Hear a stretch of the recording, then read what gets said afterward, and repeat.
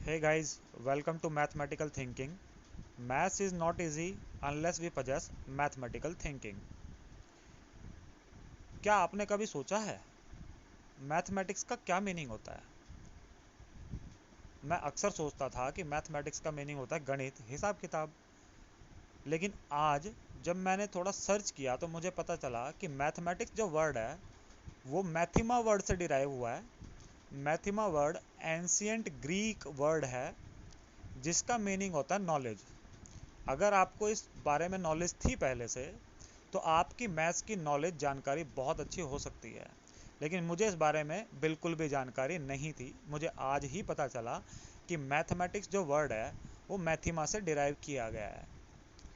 ठीक इसी तरह जितनी सिंपल ये बात थी उतना ही सिंपल आज का मेरा टॉपिक है। और बिल्कुल आपको भी यही एहसास हो सकता है कि आपको इसकी पूरी नॉलेज है। बट आई कैन बेट अगर आप इस वीडियो को लास्ट तक पूरा देखेंगे तो आप लोगों के लिए भी इस वीडियो में बहुत कुछ है। हमारा टॉपिक बहुत सिंपल है आज का। इसको आप कैलकुलेटिव एरर्स या कैलकुलेशन एरर्स पार्ट 2 भी कह सकते हैं, या आप इसे नाम दे सकते हैं टेबल्स यानी पहाड़े। अब आप कहेंगे ये टॉपिक तो नाम से ही बिल्कुल सिंपल लग रहा है, टेबल्स के बारे में हमें बहुत जानकारी है, हमें टेबल्स आते हैं। मुझे इस बात में कोई शक नहीं है कि आप लोगों को बहुत जानकारी पहले से ही है।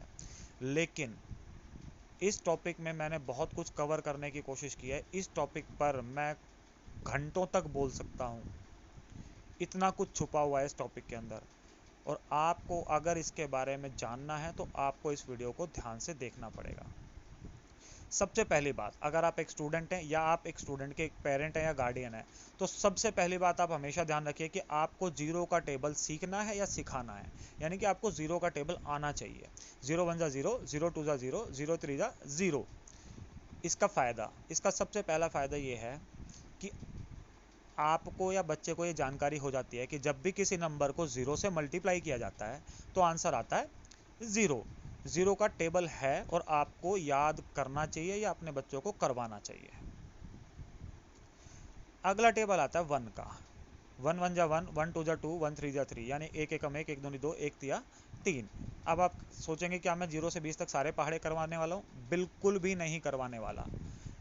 मैंने 0 और 1 का पहाड़ा सबसे पहले शुरुआत इसलिए कराई है क्योंकि अक्सर हम 0 और 1 का पहाड़ा नहीं करते, जिसका खामियाजा अक्सर बच्चों को एग्ज़ाम में भुगतना पड़ता है। ऐसा देखा गया है कि 25 गुणा 1 25 लिखा, और 25 गुणा 0 को भी बच्चों ने 25 ही लिख दिया। ऐसा किस लिए होता है?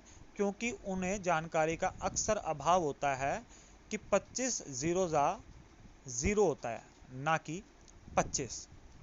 0 का पहाड़ा उन्हें ज़रूर कराइए, 1 का पहाड़ा उन्हें ज़रूर कराइए, क्योंकि इसी से उन्हें जानकारी मिलेगी कि 25 एकम 25 और 25 0 जा 25, और वो आराम से इसे डिफ्रेंशिएट कर पाएंगे। मैं जानता हूँ ये बात बहुत जनरल और बहुत आम है, स्टिल बच्चे इस तरह की गलती कर देते हैं, तो आपको इसे ध्यान में रखना चाहिए। अगला टेबल है 2 का। 2 का टेबल लेने का एक विशेष रीज़न है। आप ध्यान देंगे कि मैंने यहाँ पर टेबल को 2 1 जा 2 से स्टार्ट नहीं किया है, बल्कि स्टार्ट किया है 2 0 जा 0 से। ऐसा क्यों? हर टेबल की स्टार्ट 0 से ही होनी चाहिए। 2 0 जा 0, 3 0 जा 0, 20 0 जा 0, 100 0 जा 0। ऐसा क्यों? इससे आपको जानकारी मिलती है कि 0 से अगर आप किसी भी नंबर को मल्टीप्लाई करते हैं तो आंसर 0 ही आएगा। अब आप कहेंगे ये तो 0 के टेबल में भी सीख लिया। 0 का टेबल एक तो 10 तक होता है, एक बात। दूसरी बात, इससे हमें मैथमेटिक्स के एक रूल की जानकारी मिलती है। मल्टीप्लिकेशन में एक रूल होता है कम्यूटेटिव प्रॉपर्टी। ये मल्टीप्लिकेशन की एक प्रॉपर्टी है, क्रम विनिमयता। इसमें ये प्रॉपर्टी ये कहती है कि अगर आप मल्टीप्लिकेशन में क्रम बदल दें, ऑर्डर बदल दें नंबर्स का, तब भी आंसर सेम आएगा। यानी कि 2 0 जा भी 0 होगा और 0 2 जा भी 0 होगा। तो आपको यहाँ पर एक प्रॉपर्टी भी जानने को मिलती है। अगर आप गार्डियन हैं तो अपने बच्चे को ये बात बताइए कि यहाँ पर जो रूल फॉलो हो रहा है उस रूल को बोला जाता है कम्यूटेटिव प्रॉपर्टी ऑफ मल्टीप्लिकेशन। चलिए अब आगे बढ़ते हैं। अब इन टेबल्स में हिडन नॉलेज क्या क्या है देखिए। सबसे पहली नॉलेज है कि बच्चा मल्टीप्लिकेशन करना शुरू कर देता है जैसे ही आप उसको टेबल कराते हैं। आप बच्चे को ये जरूर बताएं कि ये 2 1s आर जो ये सिंबल है ये मल्टीप्लिकेशन का सिंबल है। साथ में आप उसे बता सकते हैं कि रिपीटेड एडिशन होता है, क्योंकि आप टेबल में क्या करते हैं, जैसे आप 2 का टेबल पढ़ रहे हैं 2 4 6 8 10, तो आप रिपीटेडली उसमें 2 ऐड कर रहे हैं, तो आप बच्चे को ये भी बता सकते हैं कि मल्टीप्लिकेशन का मतलब होता है रिपीटेड एडिशन। इसके साथ में बच्चे को इक्वल टू का जो साइन होता है, इक्वल का साइन, उससे बच्चे का इंट्रोडक्शन हो जाता है। आप बच्चे को जरूर बताएं कि इस साइन का मतलब होता है इक्वल, और जैसे ही ये साइन लगता है वैसे ही जो आपके पास मैटर है वो 2 पार्ट्स में डिवाइड हो जाता है, राइट हैंड साइड और लेफ्ट हैंड साइड। और आप बच्चे को जरूर बताएं कि राइट हैंड साइड और लेफ्ट हैंड साइड हमेशा इक्वल होते हैं एक इक्वेशन में। आगे बच्चा सीखता है कि जब भी किसी नंबर को 0 से मल्टीप्लाई किया जाता है तो आंसर 0 ही आएगा। इसके अलावा एक बड़ी यूनिक बात है, मल्टीपल क्या होता है? मल्टीपल होता है, मान लीजिए आपको एक नंबर के मल्टीपल निकालने हैं, तो आप उसको दूसरे नंबर से मल्टीप्लाई करते जाइए, वो मल्टीपल्स आते जाएंगे। जैसे 2 1 जा 2, 2 2 जा 4, 2 3 जा 6, 2 4 6 8 एसेट्रा, ये सारे के सारे 2 के मल्टीपल यानी कि गुणज हैं। गुणज 2 शब्दों से मिलकर बना है, गुण जमा जा। गुण मतलब गुणा, जा मतलब जन्म, जिसका जन्म गुणा करने से हो। आपको जिसके भी गुणज निकालने हैं उस नंबर को आप दूसरे नंबर से गुणा करते जाइए, उनके गुणज आते जाएंगे। अब टेबल से हमें यह पता चलता है कि 0 हर नंबर का गुणज है, क्योंकि आप हर नंबर को 0 से गुणा करेंगे आंसर 0 ही आएगा। चलिए अब बात करते हैं अगली टेबल की, table of half, table of 1/2 और टेबल ऑफ हाफ। क्या आपने कभी हाफ का टेबल किया है? नहीं, आपको हाफ का टेबल जरूर करना चाहिए, इसके बहुत सारे फायदे हैं। जब आप इस वीडियो को लास्ट तक देखेंगे तो आपको पूरी जानकारी मिल जाएगी कि मैं क्या कहना चाहता हूँ। और हाफ सिर्फ एक एग्जाम्पल है, और ऐसे और भी टेबल्स हो सकते हैं जो आपको करने चाहिए, लेकिन इस हाफ के टेबल से आपको बहुत कुछ सीखने को मिल सकता है। चलिए हाफ का टेबल, हाफ 1 जा हाफ, हाफ 2 जा 1, हाफ 3 जा 1.5, हाफ 4 जा 2 एटसेट्रा। आप इस टेबल को कंटिन्यू कर लेंगे। अभी आप कहेंगे कि इससे हमें सीखने को क्या मिला।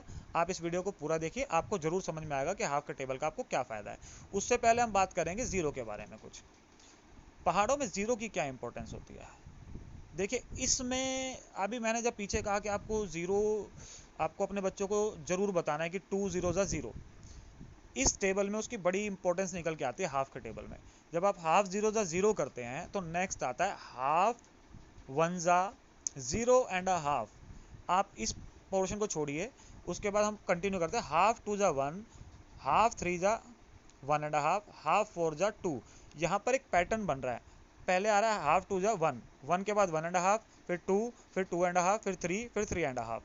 तो जब हम सबसे पहले हाफ को 0 से मल्टीप्लाई करते हैं तो ये टेबल भी सारे टेबल्स की तरह 0 से स्टार्ट होता है, और नेक्स्ट में आता है 0.5 यानी कि हाफ 1 जा।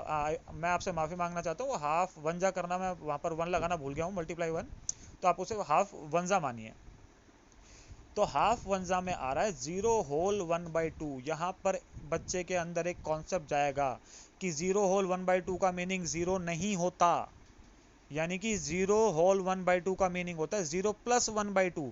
आपको बच्चे को बताना नहीं है 0 प्लस 1/2। अगर आप बड़े बच्चे हैं तो आपको ऑलरेडी ये कॉन्सेप्ट पता होगा, लेकिन अगर आपके बच्चे छोटे हैं तो आप उन्हें ये मत बताइए अभी कि ये मल्टीप्लाई हो रहा है या डिवाइड हो रहा है, आपको ऐसा कुछ भी नहीं बोलना है उसे।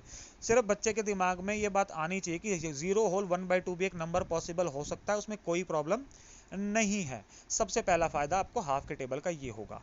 जीरो की इंपॉर्टेंस आपको इससे समझ में आ जाती है कि सारे के सारे टेबल हमारे हमेशा जीरो से स्टार्ट होते हैं। चलिए अब आगे बढ़ते हैं। हाफ के टेबल का एक और भी फायदा है, जब आप कैलकुलेशंस करेंगे तो आपकी कैलकुलेशंस में मिस्टेक होने का चांस बहुत ज़्यादा मिनिमाइज हो जाता है अगर आपको हाफ का टेबल आता है तो।